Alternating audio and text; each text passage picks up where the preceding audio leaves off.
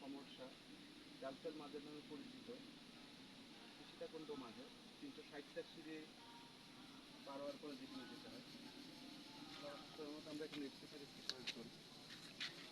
এই দুর্গম পাহাড় অতুলনীয়, আসলে আল্লাহ পাকের সৃষ্টি কত সুন্দর, মুখে বলে শেষ করার কোনো কায়দা নেই।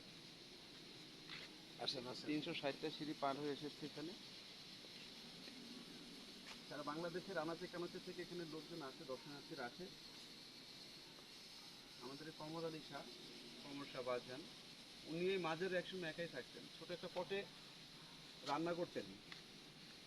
যত লোক পাহাড়ে আসতেন বাঁশ কাটার জন্যে, গাছপালা কাটার জন্যে, উনি ছোট একটা পটে রান্না করে অনেক মানুষকে সে খাবার খাওয়া। কিন্তু পটের খাবার শেষ হতো না, ছোট একটা পটের খাবার এতভাবে এত মানুষকে খেতে পারে, এটা কমর আলী শাহ বাগান উনি দেখিয়েছেন। সেখান থেকে জালফেল মাজারের নামটা এসেছে। সারা বাংলাদেশের ভিতরে উনি একটা খুবই